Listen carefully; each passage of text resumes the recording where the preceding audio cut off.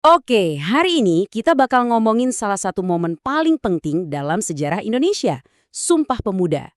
Kedengarannya kayak janji biasa ya, tapi ini adalah janji yang menjadi fondasi berdirinya negara kita. Pertanyaannya simple tapi dalam banget. Gimana ceritanya 3 kalimat doang yang diucapin hampir 100 tahun yang lalu punya kekuatan buat menyatukan ribuan pulau dan ratusan suku jadi satu bangsa? Jawabannya datang dari anak-anak muda di tahun 1928. Yap, para pemuda dan pemudi.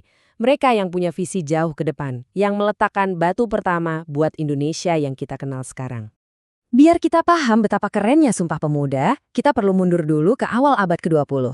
Waktu itu, nama Indonesia tuh belum jadi sebuah identitas. Yang ada ya cuma pulau-pulau yang kepisah-pisah, masing-masing hidup di bawah cengkraman kolonial. Perlawanan ke penjajah sih udah ada, tapi ya gitu, masih kedaerahan banget. Tiap daerah punya perkumpulan pemudanya sendiri, yang biasa disebut Jong Boeging. Ada Jong Java, Jong Ambon, Jong Sumatera Nenbon. Mereka berjuang atas nama suku dan pulau mereka sendiri, belum sebagai satu bangsa Indonesia. Nah, tapi semua itu akan segera berubah. Ada satu acara gede yang lagi disiapin.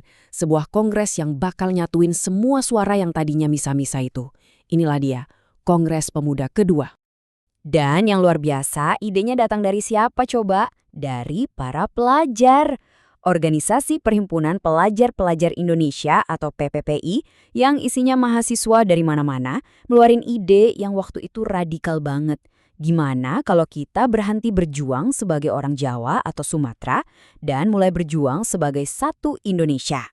Dan coba lihat siapa aja yang datang. Dari Jong Java sampai pemuda kaum Betawi. Kelompok-kelompok yang tadinya mungkin nganggap satu sama lain beda, sekarang duduk bareng di satu ruangan. Bayangin deh, itu pemandangan yang luar biasa banget buat zaman itu.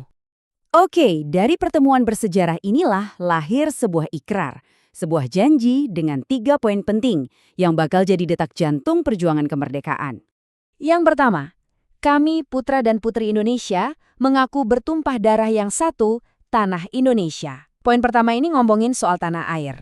Udah bukan lagi tanah Jawa atau tanah Melayu, tapi satu, tanah air kita bersama. Jadi fondasi geografisnya disamain dulu. Lanjut yang kedua, kami putra dan putri Indonesia mengaku berbangsa yang satu, bangsa Indonesia. Nah, ini lebih dalam lagi dari sekedar wilayah. Ini pengakuan kalau, hey, meskipun suku kita beda, budaya kita macam-macam, kita ini semua satu keluarga besar. Kita satu bangsa. Dan yang ketiga, ini nih yang krusial banget. Kami putra dan putri Indonesia menjunjung bahasa persatuan, bahasa Indonesia. Coba pikirin, di antara ratusan bahasa daerah, mereka dengan visioner memilih bahasa Melayu, yang waktu itu udah jadi bahasa perdagangan, sebagai dasar bahasa Indonesia. Bukan bahasa Jawa loh, padahal penuturnya paling banyak. Kenapa? Biar nggak ada dominasi. Ini langkah yang jenius banget untuk nunjukin kesetaraan. Satu tanah air, satu bangsa, satu bahasa. 3 pilar simpel inilah yang kita kenal sebagai Sumpah Pemuda. Sebuah deklarasi persatuan yang gemanya wah kerasa banget di ruangan itu. Tapi ceritanya belum selesai di situ. Masih ada satu momen simbolis lagi yang bikin semangat persatuan ini makin kokoh. Coba bayangin suasananya. Setelah mereka semua ngucapin ikrar persatuan itu, tiba-tiba ada alunan biola dari Wage Rudolf Supratman. Untuk pertama kalinya, para pemuda itu dengerin melodi yang nantinya jadi Indonesia Raya.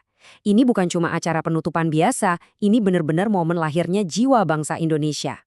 Terus apa dampaknya? Apa yang beneran berubah setelah tanggal 28 Oktober 1928 itu? Perubahannya fundamental banget. Perjuangan yang tadinya sendiri-sendiri, pecah-pecah di daerah masing-masing, sekarang jadi satu. Semangat Sumpah Pemuda itu kayak ngubah api-api kecil di banyak tempat jadi satu kobaran api raksasa buat melawan penjajah. Jadi kita bisa lihat ada benang merah yang jelas banget dari Sumpah Pemuda ke kemerdekaan. Ikrar di tahun 1928 itu ibarat bensin yang bikin api perjuangan terus nyala sampai akhirnya kita merdeka tanggal 17 Agustus 1945. Dan untuk ingat momen super penting ini, makanya setiap tanggal 28 Oktober, kita selalu merayakannya sebagai Hari Sumpah Pemuda. Jadi pengingat betapa kuatnya persatuan dan semangat anak muda. Nah, kalau kita lihat lagi ke belakang, Para pemuda tahun 1928 itu udah nepatin janji mereka buat bersatu.